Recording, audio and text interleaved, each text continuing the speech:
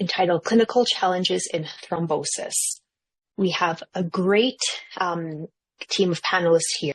In terms of the panelists we have here with the steering committee, it's a wide representation across Canada. We have Marc Carrier, that I think many people know, from Ottawa. We have Amye Harrigan, who's from Halifax, Lana Castellucci from Ottawa, Gabriel Huard from Chicoutimi, Quebec, Victoria David, and myself, both from Calgary, and my name is Salma Shivji. So these are the disclosures that we have to disclose here. But the important thing will end up being in terms of the disclosure for the whole program, for financial support. The program has received support from Leo Pharma in the form of an unrestricted educational grant. The program has received no in-kind support. And so there's a potential for conflict of interest because everybody is eligible for honorarium from Thrombosis Canada, and Leo Pharma benefits from the sale of a product that may be discussed in the program. In order to mitigate the bias, the content of this program was developed by the faculty and peer-reviewed by Thrombosis Canada. Recommendations involving clinical medicine are based on evidence that is accepted within the profession, and all scientific research referred to, reported, or used in the program in support or justification of patient care recommendations conforms to the generally accepted standards. The learning objectives of this program, quite vague because we didn't want to give away too much to the panelists, but we want at the end of the session participants to be able to explore diverse clinical presentations of thrombosis, gain insights into the latest evidence-based treatment strategies, observe expert faculty debate and discuss optimal management approaches, and enhance your decision-making skills in complex thrombosis scenarios. So without further ado, I will hand it over to Dr. Carrier. Thank you very much, Dr. Shivji, and it's a great pleasure to be here tonight. I'm very grateful to, and we said that we would go by first name, but very grateful to Victoria, Amye, Lana, and Gabrielle for being so kind and participating to the exercise. If you attended the annual meeting of Thrombosis Canada over the past 2 years, we had a morning report session while you're having breakfast, entertaining you on different challenging cases.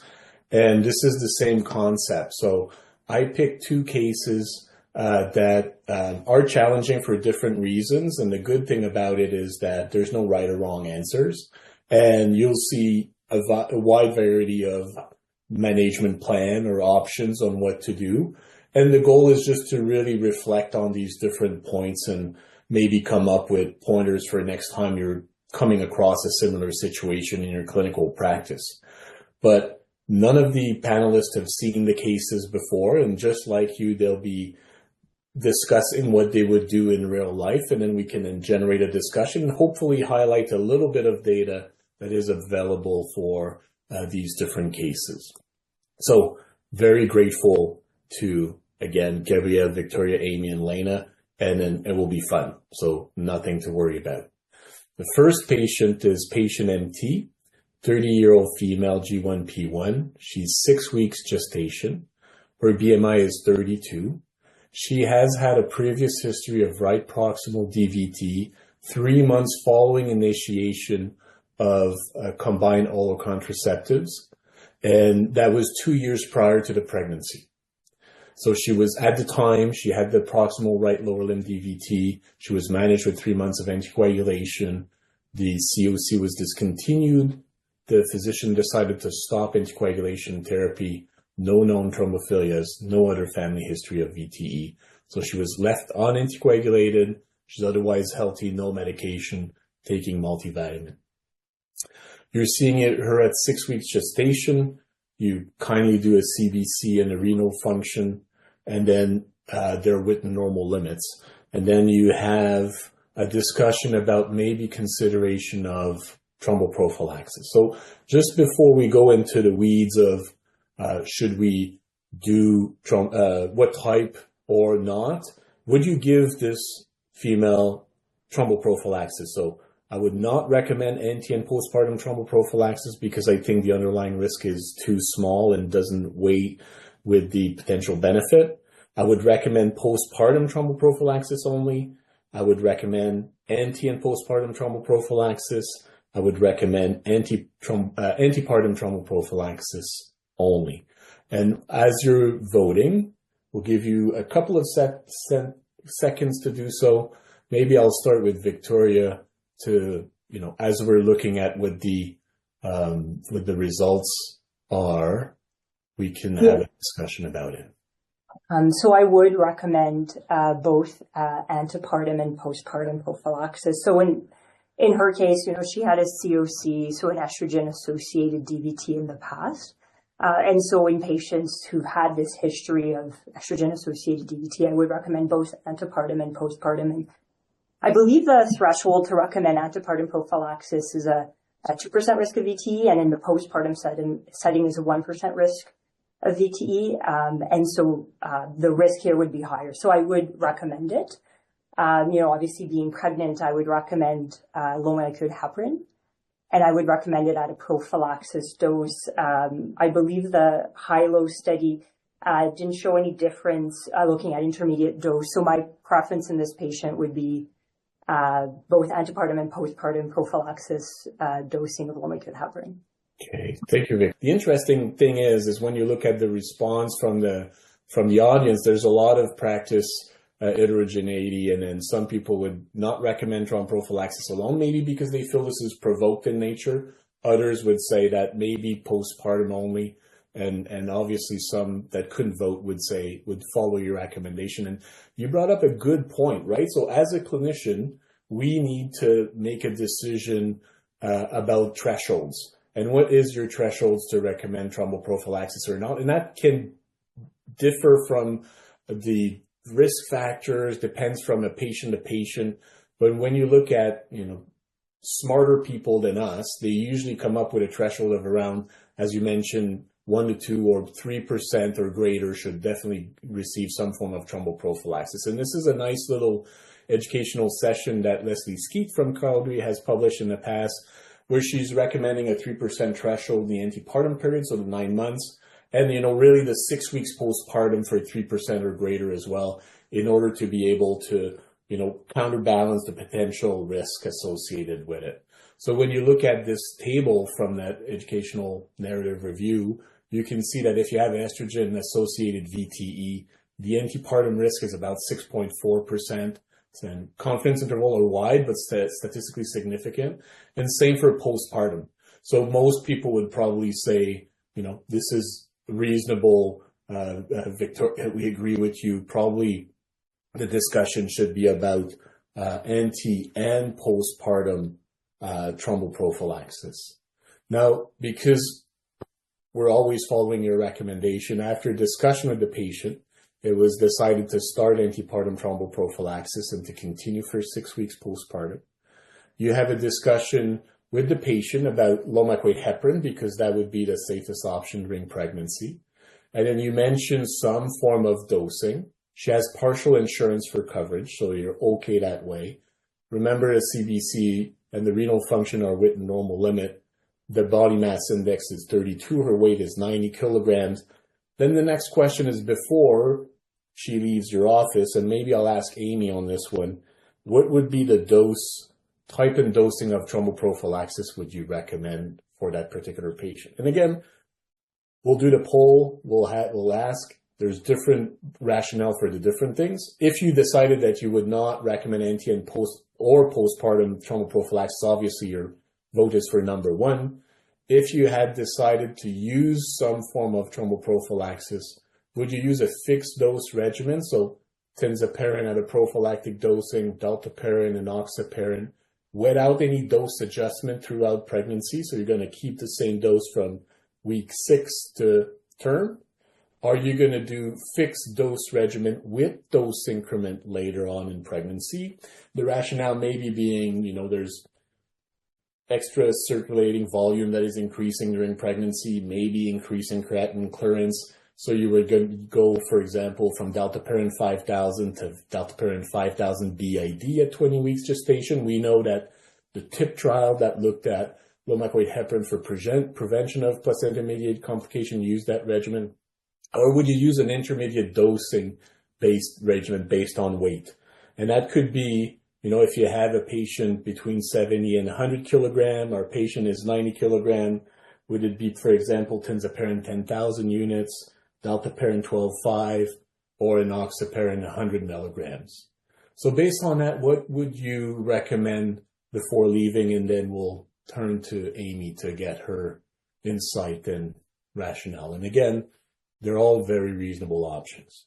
So most people would use a fixed dose regimen, 60%. Some would do a dose increase at 20 weeks gestation, probably for the same rationale. And others would use intermediate dosing based on weight. So Amye, what would you do? Yeah, so I think as Victoria already kind of alluded out, the difference between answers 2 and 3 compared to 4 is relating to the high-low study. And so I tend to favor more the fixed dose, low dose regimen in terms of between options 2 and 3. I personally tend to be more on the option number 2, and there's no great evidence to kind of guide either or. And I think in the Thrombosis Canada guide, you can see that either option is fine, just to stay the same or to increase. I think you are going to be seeing this lady out throughout her pregnancy. So I think, reassessing as she goes along in her pregnancy and based on how much weight she gains, it's never a bad idea to just always, when you're dosing low molecular weight heparin, just as a good practice, to just calculate what their dose would be based on their weight. And if you see that it's a significant change and compared to what it was at the prior visit, then a consideration could be had to increase if there's a significant amount of weight gain. And Victoria, would you do the same? I would agree. I tend to do the fixed low dose, but if there is significant weight changes, then also keeping in mind, for example, here we tend to use tenzaparin. It's a pre-filled syringe at 4,500 and then 8,000. So I also kind of factor that in. So I think with here, if she were at 4,500 seems to be an appropriate prophylaxis dose for her weight right now. Is intermediate dosing ever a good choice? Amye, do you do that at any time or never? I have not done it yet. And Lana Castellucci, is that aligning with your practices as well? If she got really, she gained a lot of weight, like 10 more kilos, like 100 kilo, I think I will go to Tenza 8,000 units. Okay. Yeah. Okay. And then, you're right. There's been a little bit of data for the longest time. This was a big black box, right? And thankfully, Saskia Middelderp and colleagues have published the high-low randomized control trials published a couple of years back now. Largest trial ever done. There's 2 small randomized control trial beforehand. Over 1,000 patients randomized to the 2 different groups. So fixed dose. So there was no dose increment. So they kept on the prophylactic dosing that you saw in the previous slides. And then the alternative was weight adjusted intermediate dosing. And as I mentioned, if the patient was between 70 and 100 kilogram, then it was Tenza 10,000, dalteparin 12.5, or enoxaparin 100. And then they were followed over time, randomized at the time, and then followed for 6 weeks postpartum. And you can see here on the right-hand side that when you look at the whole length of pregnancy from randomization until 6 weeks postpartum, there is no statistically significant difference between the 2 groups. Relative risk reduction that didn't meet statistical significance. If you look at antepartum, it was exactly the same amount. In the postpartum period, there was a slight difference. So it looks like the relative risk reduction was lower in patient that received intermediate dosing compared to fixed dosing. So, 6 clots in the intermediate dosing compared to 11, the relative risk reduction seemed to be significant, but this is only a post-hoc finding, so hypothesis generating, but they highlight it, as you remember, in it. So maybe postpartum, maybe in some cases, weight-adjusted intermediate dosing may be something to consider. There is no difference in the primary safety outcome, but as Victoria, Amy, Gabriela mentioned, weight-adjusted intermediate dosing during the combine was not associated with a lower risk of recurrent, and fixed dosing is just good enough for that particular probably patient, right? So just to follow Amy's recommendation, the patient is started on fixed dose, low dose lomecrate heparin. And then obviously she has a little complication, not because of Amy's care, just because it's the nature of the disease. She presented to the emergency room with contralateral DVT. So there's no doubt that this is a recurrence. There's not because of residual vein obstruction. The Doppler ultrasound confirms occlusive thrombus from the popliteal vein to the common femoral vein. She is now 36 weeks gestation, just to spice it up. So you kindly see her in the emergency room. You do a CBC renal function. They're within normal limits. You call a friend, high risk guy, and say, well, no immediate plan for delivery, but we'll plan some form of delivery at 38 weeks by induction of labor or C-section, and we'll incorporate the patient and the patient decision. So how would you manage the patient at that time? And maybe I'll ask Lana, what would be your preference? So she's at 36 weeks and 38 weeks. So you have 2 weeks. Do you admit the patient for IVC filter insertion and anticoagulation with IV heparin? Do you say this can be managed in the outpatient setting? I'll use therapeutic dosing of lomecrate heparin, but once a day. Or I'll use outpatient management with therapeutic dosing, but I'll split the dose for the similar reason, maybe at 36 weeks, higher effective circulating volume, higher creatinine clearance, you want to use a BID. Or do you say, well, maybe this patient will need to have some form of neurolaxal anesthesia, I prefer to use unfractionated heparin? Or would you do 2, 3, or 4 and add an IVC filter? Okay, so we have a 50-50 split between BID and once a day. And then some people would prefer to be on the safe side with hospitalization, IVC filter. And then some people would also put an IVC filter and do BID dosing. Lana, what's your practice? What would you do when you're close-ish term? How would you manage her? Thanks, Marc. So I agree. I would favor using once a day low molecular weight heparin. Rationale being perhaps maybe a bit more forgiving from an anesthesia perspective as well with neuraxial anesthesia if she does end up having induction of labor. Even cesarean section, I guess, but they could do a GA for a cesarean.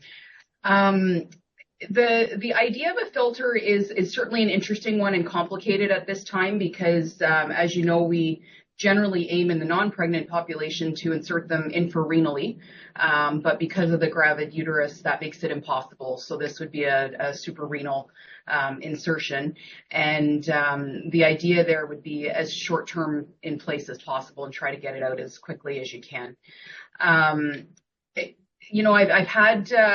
I've had cases where I've done both things. I guess the point for me that I would try to negotiate with obstetrics on is perhaps letting her go closer to term if you can, just to try to get yourself a couple more days or even another week of therapeutic anticoagulation before you need to interrupt and perhaps reduce that risk of a recurrence and interrupt for as short as possible. So I'm definitely between 2 and 5 is where I sort of land.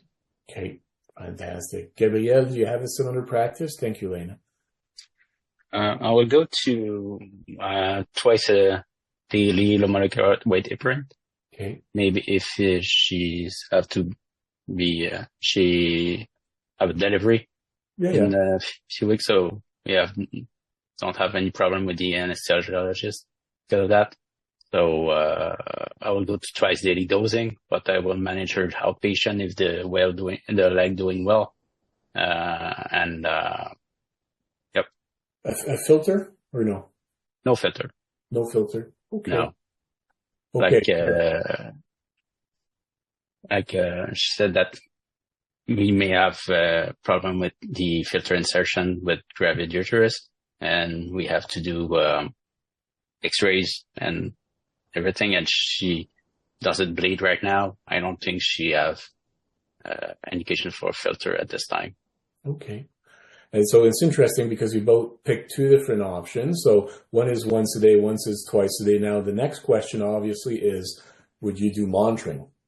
And then I'll ask Victoria, what do you do if you have a pregnant woman near term on full dose anticoagulation? I'm assuming you're going to pick low molecular weight heparin. If you don't, then please feel free to say you would do something different. And how many would you monitor anti-10A levels or no? So I probably would not monitor 10A levels. I haven't done it in practice, and I believe ASH recommends against routine monitoring of 10A. I don't think there's much data, but there's limited, like it doesn't show like association with bleeding or VTE outcomes. So I guess the only thing I might monitor, obviously it's a short period here, is just weight throughout the pregnancy. So if she's on therapeutic dosing, I would just, if her weight increases, adjust for that, but I would not do 10A monitoring. Okay. And then you're right that there's, the audience seems to be favoring that too. And then as you mentioned, there's little clinical evidence that anti-10A monitoring and dose adjusting would lead to anything. Would you, if this particular person was earlier in the pregnancy, let's say that she's 30 weeks gestation, she started her on low molecular weight heparin once a day or twice a day. Amye, what would you do with the dosing of low molecular weight heparin? Do you keep it the same? Do you increase it over time as the weight increase? Do you decrease it? Like, there's a bit of data for everything. What would you do? I think it goes back to just when you do periodically see her, like throughout the pregnancy, just calculating what that dose of low molecular weight heparin is, that total dose, looking at what low molecular weight options you have available to you, and just finding the one that therapeutically is closest to her 100% dosing. Would it be my practice? In very extremes of weight, like above like 150 kilos, I have done anti-10A levels in the past, just because you're dealing with very big doses of low molecular weight heparin. So that's the only time that I've ever done or would consider doing monitoring of anti-10A levels. Recognizing that they're very difficult to get here in the Maritimes. So if I understand correctly, you would probably keep the same dose, make sure there's no too much difference in weight over time, but you wouldn't gauge any difference based on dosing. It's mostly weight associated if you would do anything for it. It would be weight associated. So some people argue that you can maybe even decrease the dose after the first month because the highest risk period, as we know, is front loaded. And as you go during pregnancy, that risk will decrease. Does anybody does that here? Lana, do you decrease the dose after a full month of low molecular weight heparin? I do not do that in pregnancy for the very reasons that you said about increased renal clearance. And so it doesn't physiologically make sense to me to do a dose reduction if you know that they are potentially clearing the drug more efficiently. Sure. And then, Gabriel, you keep the same dose or do you dose increase it or decrease it? We'll keep the same dose. And just to answer the monitoring of anti-10A inhibitors, anti-10As, for the low molecular weight heparin, we'll do it just in very high risk patient, like antiphospholipid syndrome or mechanical heart valve with a mitral heart valve or something like that, but not in those patients. Okay. Excellent. Okay. So let's move on. I see in the chart some people are responding that, sometimes they would dose reduce over time. They would keep the same dose or they would increase. It's good and it's heterogeneous population or different ways to do things. Just to go back to what Lana said about IVC filters, you're right that obviously we try to avoid IVC filters if we can because of the disruption of the IVC. So it would be pretty hard for your interventional radiologist or surgeon to put an infrarenal IVC. It probably would be suprarenal. It may potentially embolize, especially if she's having an induction of labor over time. But there's good retrospective data. There's retrospective data that is reassuring that even if the IVC filter in the setting of pregnancy is put suprarenal, that the outcome seems to be reasonably well, although it may be a bit associated with the consequences. The reason why I'm putting here is I agree with the panel. I probably would not put an IVC filter in this particular patient. But if you have to, you have to. And then there's data that is reassuring that even if the IVC goes suprarenally, then the outcome seems to be reasonably good. And I've put this is a relatively old survey of Canadian practice, but it's Canadian practice and, things have not changed that much. But I've put that in here. It was done by Esteban Gandera and colleagues back in 2014, just to highlight that there's a lot of heterogeneity. And if you look at the first portion of Table 1, you can see that about 60% of people will use BID dose regimen compared to a third would do once a day. And then you can see that over time, some people would continue BID, some people would do even dose reduction. And when you look at anti-TENE monitoring across Canada, about 20% would do once weekly for the first 4 weeks. Another 30% would do once a month. And really only 20% back in 2015 say I would never do one for the different reasons that Victoria, Lana, and Gabrielle have highlighted too. So it's reassuring, at least for me as a clinician, that, there's a lot of different ways to do and manage these patients over time. And this is highlighting the heterogeneity that we have in clinical practice for sure. But if we go back to patient NT, remember, patient is at 36 weeks gestation. She's managed as an outpatient, therapeutic dose of lomaprid heparin daily. The clinician has decided to do an NT10A level. It was in the expected range between 0.5 and 1.1, 3 to 6 hours after the injection, just for reassurance. Admittedly, Victoria, there's no, data supportive of making changes that will change clinical outcomes.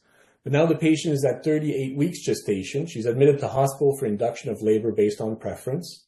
And then the next question is, how will you manage anticoagulation in the peripartum period? And let's look at the different options. So she's at 38 weeks. She's admitted to hospital. She'll go for induction of labor. Well, you're just going to discontinue anticoagulation, wait for the patient to deliver and then resume? Are you now a little bit nervous and say, maybe I should put an IVC filter now and I'll stop the lomaprid heparin because I'm not sure how long this patient will be in labor for? Do you switch the patient to IV heparin and because you can tailor it a little bit better and try to discontinue it when it's 6 hours prior to vaginal delivery, which would be approximately dilatation around 3 centimeters of the cervix? Or do you do IVC filter and switch to IV heparin? Or do you switch to BID lomaprid heparin if you were on once a day, discontinue when the cervix is about 3 centimeters, thinking that may be just 6 hours prior to delivery? Or do you do IVC filter and switch to BID lomaprid heparin as per number 5? What will be your option there? So most people would switch to IV heparin and discontinue when the cervix is dilated at about 3 centimeters. Do you agree with that, Amy, or do you have a different practice? No, I agree. She's still kind of only 2 weeks into her anticoagulation. So rationale being, still at high risk, still within that first month. So my preference would be for IV unfractionated heparin to try and minimize the time off anticoagulation, allow her to deliver and then restarting it once after she delivers. And then also induction, if this is a planned induction, also have her make sure she's seen by our anesthesia colleagues, just to discuss alternative methods for pain management and to, have a plan in the event that she does need a C-section. And still no IVC filter? No IVC filter. And Lana, one of the persons said, would it be worthwhile re-imaging and based on that make a decision about IVC filter? So I'm not sure that re-imaging is going to be helpful because you know that this person had a proximal clot that needs anticoagulation. I think for me, one of the deciding factors about filter or not is when can you safely resume therapeutic anticoagulation and how long is that interruption going to be? So if I remember correctly, she's a primip. And so if you do induction of labor, she might be in labor for over a day. You never know. So it's again, what's that comfort level with how long you're safe to interrupt therapeutic doses. And so for me, that's where the idea of maybe a filter comes in if you can't really go beyond that 2 weeks. But maybe she'll be a fast labor and you never know, and she'll deliver quickly and you can get back to, intermediate dose and then therapeutic if she doesn't have a whole lot of bleeding complications. But do you have a threshold, Lana? Like, is 2 weeks your threshold to decide on because we can't predict, right? You don't have a crystal ball. So you need to make a decision prior to delivery. Yeah, for sure. So for me, if I base it on the data that we have, very old data, from, I think it's the first RCT of heparin against nothing for patients with PE, we saw that their risk of recurrent PE was quite high on a daily basis up to the first 4 weeks. And so that's really the high risk period. I think if you're getting closer to 3 and 4 weeks, I'm a bit more forgiving, but that 2 week mark for me is still pretty early. And, just the anecdotes of having patients who have delivered and then, they've had clot extension because partly what was blocking it was the gravid uterus causing direct compression. So there's lots of those one-off stories that sort of haunt me at night.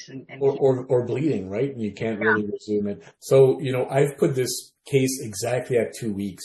Are you committing to committing to an IVC filter or not? I'm going to say no right now. Okay. Fair enough. Peer pressure. Gabriel is the same as others, or do you have a different approach? No, it's the same. I will switch to IV heparin and no filter. Okay. And so about the same reason. Yeah. And this, as Lana and others have mentioned, there's no real data in this setting, right? We have experience, expertise, guidance, and this is just from the Lancet review by Marc Carrier and colleagues. And then if you say on the left side, confirmed PE or DVT, patient is stable, expected delivery less than 1 month, then yes. If it's less than 2 weeks, then the recommendation would be an IVC filter. 2 to 4 weeks, maybe filter, but really switching to IV heparin and then stopping 6 hours prior to the anticipated delivery. And more than 1 month, as Lana mentioned, the risk of recurrence will really go down thereafter. And therefore, you're a bit more comfortable with a temporary interruption of anticoagulation for the labor. Now, patient is following your advice. She started on IV heparin. IVC filter is not inserted. She had a vaginal delivery, went well. She has normal hemostasis. Postpartum CBC, myelonemia, normal platelet count, renal function remains with normal limit. Now, when would you resume anticoagulation and with what? That's probably the hardest question. So would you start IV heparin as soon as you achieve hemostasis? Would you wait a little bit and start IV heparin 6 to 12 hours postpartum? Or would you say, you know what, she may be at high risk of bleeding. I'll just start prophylactic intermediate dosing 6 to 12 hours post and resume therapeutic on postpartum day 1. But assuming that she will not be anticoagulated for a longer period of time. Or would you resume therapeutic dosing of anticoagulation 6 to 12 hours? Or would you say, this is just too risky, we'll just do it at 24 hours? What would be your preference here? So a little bit more differences in resuming. So most people would resume some form prophylactic or intermediate dosing soon after, and assuming good challenge would go up to therapeutic dosing afterwards. So I guess we're assuming when we feel reasonably comfortable, it's been 2 weeks, the risk of recurrence probably relatively low. Postpartum patients are high risk of bleeding, and therefore we don't want to challenge to full dose anticoagulation too soon. Is anybody from the panel that disagree with the audience, or do you have something different that you want to mention? So, Marc, sorry, I don't remember. Did you say how she delivered? Was it section or vaginal? Vaginal. Vaginal. Okay. So vaginal, I would probably do low molecular weight heparin prof to start, and then escalate towards therapeutic if there's no bleeding. And then there's a good note in it, and I didn't put that information, but someone in the chat mentioned that it's important to make sure that, neural axial anesthesia has been removed. And of course, that is the case. Otherwise, prophylactic dosing would only be a thing. But again, if you think that your patient may need a neural axial anesthesia for a prolonged period of time for a reason or another, then that will, increase the time that your patient is not fully anticoagulated, that you cannot fully anticoagulate. And then IVC filter option may be a bit more appealing as a potential option in that particular case. Okay. So this is the end of the first case. Everybody survived. Everybody's still smiling. No one has left. So we'll move on to the second case.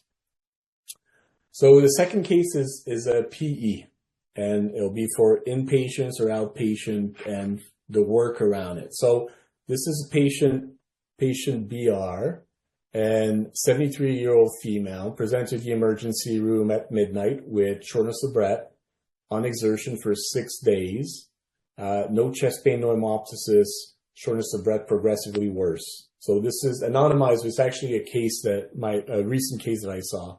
She's unable to climb stairs, no lower extremity symptoms, no significant past medical history, no personal family history. Her weight is 90 kilograms. She's sitting 94% on room air. She's not tanky. She has good pressure. She's breathing a little quickly, but mostly when she's sitting down and lying on the bed, she's breathing normally. She's comfortable, but when she's mobilizing, it's a little bit different. You see the labs here. The exam is otherwise normal. You see the labs. So she has slight increase in throat, increase BNP, chest X-ray showed nil acute. Obviously, emergency room did their thing, and patient underwent CTPA that showed extensive bilateral PE extending from bilateral main pulmonary arteries into lobar and segmental arteries. There's some right heart strain present, and hypotrophic right ventricle, flattening of the intravesicular septum. You're lucky and you're able to have bilateral leg ultrasound of the lower extremity that showed no lower extremity deep vein thrombosis in that particular setting. So the first question, I guess, is how would you manage this patient who looks otherwise reasonably stable? Before we go into other things, the first thing is to start anticoagulation, of course, but do you feel comfortable managing this as an outpatient with close follow-up? Or do you feel more comfortable hospitalizing the patient with some form of anticoagulation? So obviously you can use parenteral or oral anticoagulation in the setting. See if we have...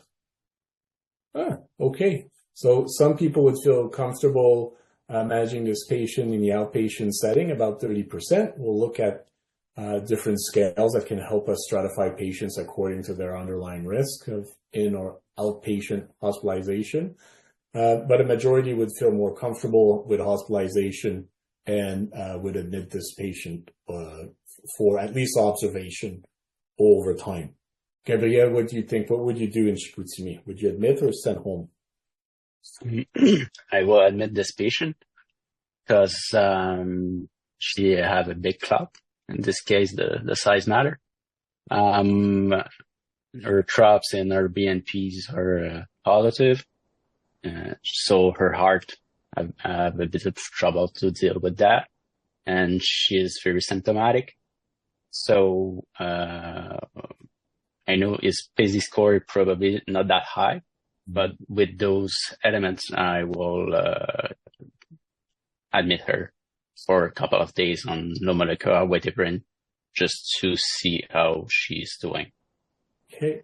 And then you're right. The reason why I was showing this is because there's different scales that one can use to stratify patients according to the underlying risk of having adverse event. And sometimes we use that to make a decision about hospitalization or outpatient setting.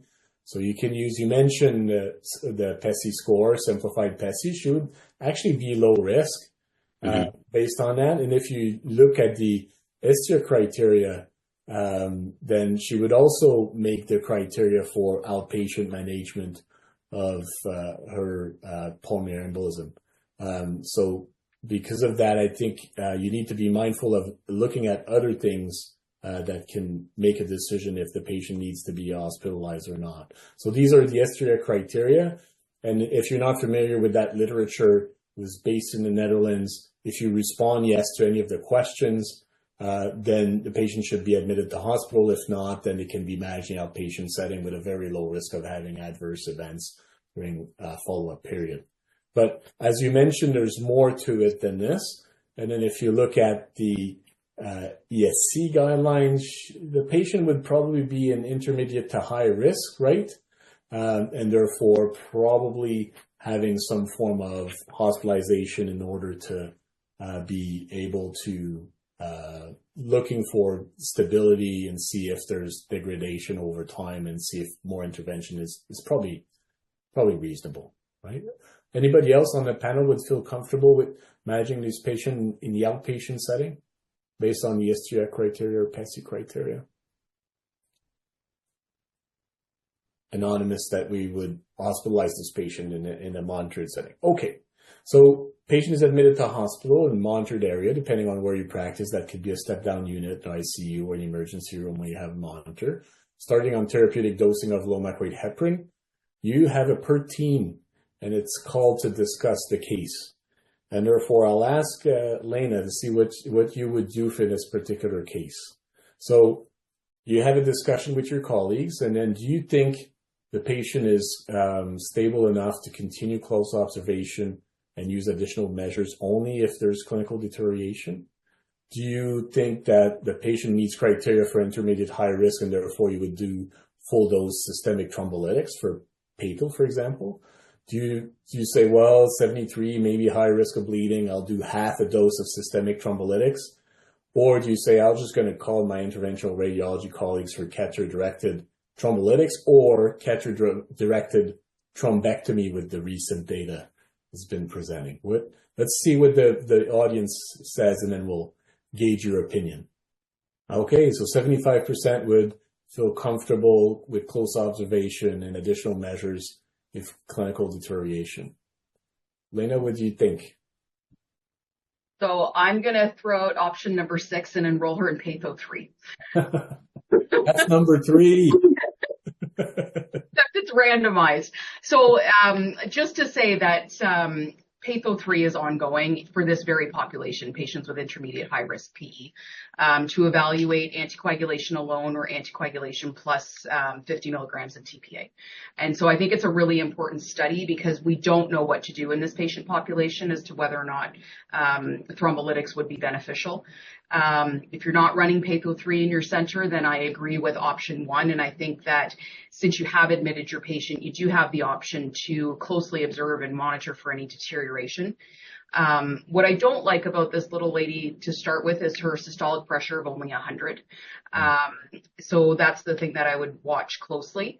But I think that there is the benefit of anticoagulation alone to start and then escalate therapy if there is deterioration. I don't think we have data to support that early intervention in somebody who's hemodynamically stable at the time is necessary. Okay. Gabriel, do you agree? Yeah, I agree. We'll just observe her. We have in our center the in-iris system, the embolectomy system to get to do the embolectomy directly without any thrombolysis. So we did a couple of cases who look very sick but not unstable per se. They are not in shock, but are very high heart rate and hypoxemia, but not any indication of thrombolytics. And we did a couple of cases like that, and it worked well, actually. We have the pulmonary artery pressure before and after go down really instantly, and the patient get better actually. So we have a good experience with those device. There is not much data on it right now, but we'll see in the future if you have to choose the good patient for that. And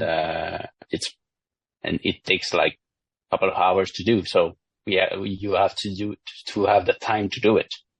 So they don't have to be too much unstable, you know. Mm-hmm. But for that patient, I would just do an observation. Okay. And then your go-to would be 5 if you need anything type of thing. Or you said you had some experience in it. Okay. Yeah. So, and then there's also costs associated with it, right? These catheters cost $10,000. Yeah. Very true. Victoria in Calgary, would you do the same?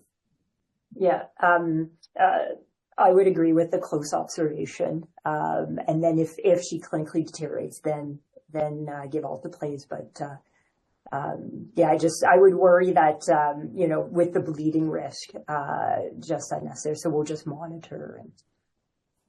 And Amye in Halifax, from coast to coast, what would you do? I agree with everyone. We would admit close observation and chat about half-dose systemic thrombolytics if she continued to clinically deteriorate. Okay, so your go-to would be systemic thrombolytics. Okay. I'll make her decompensate for you later. We'll try to put you on the spot. Okay, and then the data supportive of close observation. Most of you are aware of the data, the PATO randomized controlled trial by Guimea and colleagues published in New England Journal a while back now. You can see that when you look at, for the primary outcome of death or hemodynamic collapse at 30 days, when you look at anticoagulation versus thrombolytics, it did reach statistical significance, mostly driven by hemodynamic collapse. No overall difference in overall mortality, but at a cost of increased risk of intracranial and extracranial bleeding that was statistically significant. And when they followed the patient in PATO through, they kept allocation for 2 years, then looked at them over 2 years afterwards, looking at symptoms. You can see that overall, when you look at these patients 2 years down the road, you ask them if they still feel the same or feel back to where they were before the clot, or they still have some persistent dyspnea. There's no difference between those who receive thrombolytics and anticoagulation alone. So subjectively, they feel very similarly. And objectively, when you look at echo findings, CTEPH or pulmonary hypertension, right ventricular dysfunction on echo, there's no difference between the two groups. So based on this particular data, we're saying, well, maybe we can use it, but only if there's clinical deterioration, if people are doing poorly over time.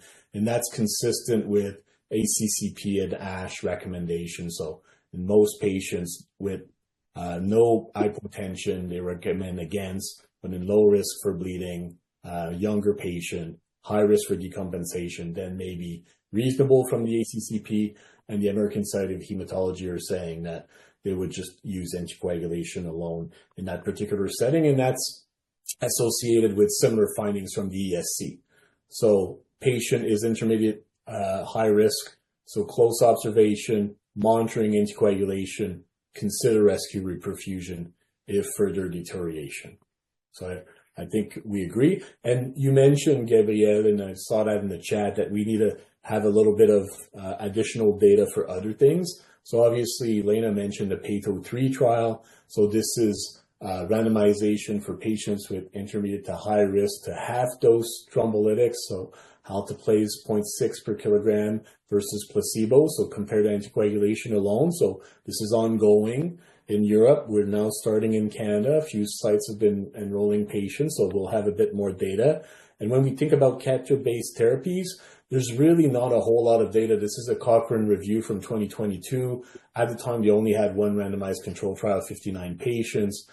So you see the odds ratio may be favoring, but it's important to keep in mind there's a lot of limitations. So high risk of selection, performance bias, low risk of detection, reporting bias. So it's really unclear. So they rank the evidence as being very low risk and some imprecision in place. So we need to have more data, and it's coming.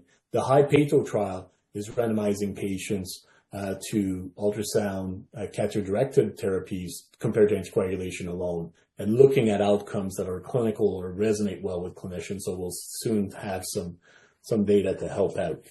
But if we go back to our patient, so patient is kept on anticoagulation overnight since she's stable. In the morning, she has a transthoracic echo that is done. It shows severe dilated RC, right, with severely reduced systolic function, McConnell signs present, mobile mass in the right atrium. So we have shifted the curve a little bit. In transit. So from 70%, that would continue close observation and use additional measures. Changing if clinical deterioration. We have now people starting to think, maybe a little bit of systemic thrombolytics or some form of catheter-directed therapy may be desirable.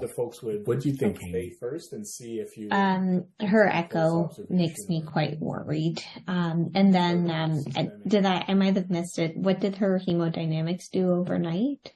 She was about this. She may require a couple of oxygen. She's in the ICU, so she needs to be. Okay. Then she got probably some fluids and stuff. I would probably now be favoring talking to my colleagues. I would run it by interventional radiology because it does sound like we maybe have a little bit of time if her hemodynamics are okay. But otherwise, if she were to decompensate quickly, then you're left with systemic thrombolysis for this lady. And would you use full or half dose? I would do half dose for her. Based on the fact that she's a little bit older, you're worried about the bleeding risk in her. She's 73, and I tend to favor the lower dose for these. Just to let you know that the interventional radiologist is, I should have said that, but is unlikely to do catheter-directed intervention with a clot in transit, right? Because they may push it through as they go through. So not that it's an absolute contraindication, but people with clot in transit were excluded from all the trials and studies. So we don't know. But they would probably be a bit reluctant depending on who you talk to. So Victoria, what would you do? Do you follow Amy with half-dose systemic thrombolytics? So I would do thrombolytics. I'm honestly very uncomfortable with this clot in transit. So then the question of the 50 to 100, and I don't know that I have any, I think just based on her age, going back, I don't remember she had any other risk factors like normal renal function, etc. But because she's hemodynamically stable, I'd probably do the half dose lytics. Yeah, you can always give more, right? Which is the premise of, I guess, PATO 3. Lena, would you do the same? So I think we all agree it's the clot in transit that is the most concerning thing on the echo. It's not the fact that she's got an RVSP of 60. I don't think that's the surprising finding. I'm actually going to be the outlier and say, well, I'm going to give thrombolytics. I'm actually going to give even less than that because really you just want to try to dissolve the clot. And I don't know that she needs 50 and I don't think she needs 100. On the basis that you can always give more if things change. So I've done lower and that's sort of where I deviate a little bit. And because she's in a monitored setting in the ICU, you have that luxury to give more if you need to. So in this case, sometimes I might even start with 25 and see how they do. Because you're able to get echo fairly quickly and a lot of people are now trained in bedside POCUS, you have the ability to monitor things pretty quickly on your imaging as well. So even after several hours, you're hoping to see some improvement there in that RA clot. Yeah, she did have a POCUS, but it was sort of missed, but maybe it happened in between the two. Like the clot in transit maybe happened in between the two. Okay, but yeah, you're going to make the final decision. There is not a very good answer to that. I did have a case like that. I did have those systemic thrombolytic because I felt that the patient needs something more just than systemic anticoagulation.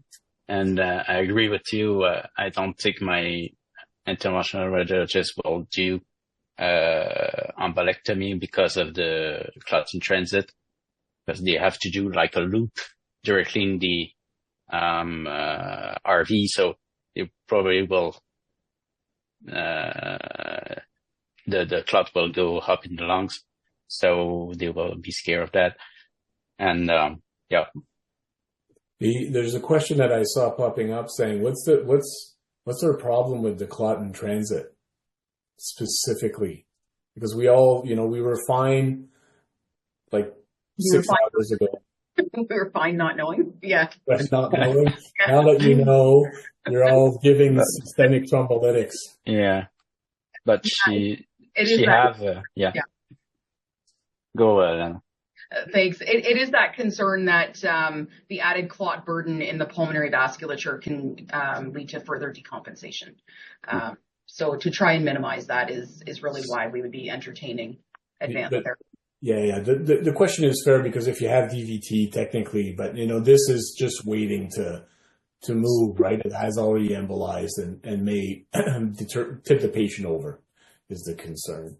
And then there was a question that I saw coming in the chat. What if she has a shunt? Is that making any difference? I did have a patient like that years ago. And the thrombus was actually in the PFO between the two atria. And cardiac surgery got involved in that because the risk of left-sided embolization and stroke was felt to be so high. So she went to the OR actually for open embolectomy. So I do think that the risk is very high there. And even with thrombolytics, yes, it's going to circulate everywhere, but there is still that risk of left-sided circulation, stroke, and systemic embolism. So would you keep a surgical option only if there's a shunt? Surgical options are also there if people can't be anticoagulated, right? So another reason to consider that. Now that we have mechanical thrombectomy as well, if your interventional radiologist is comfortable attempting that might be an alternative. But that's the sort of advantage to those therapies is that if you can't tolerate anticoagulation, then those are the potential options.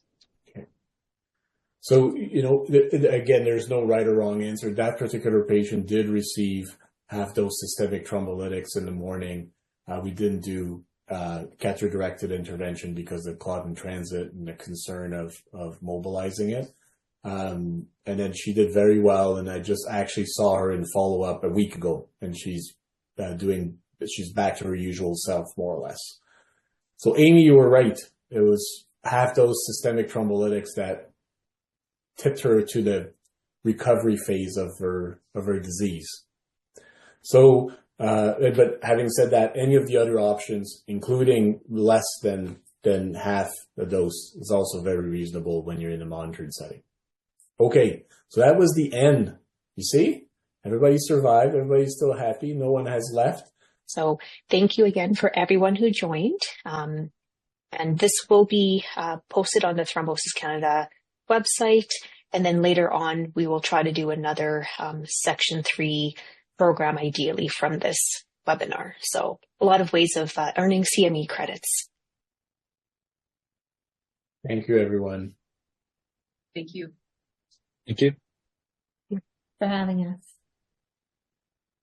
Thank you, everybody. On behalf of Thrombosis Canada, we appreciate your participation and we appreciate the faculty's great insight provided tonight. And please check out our website for other programs and content.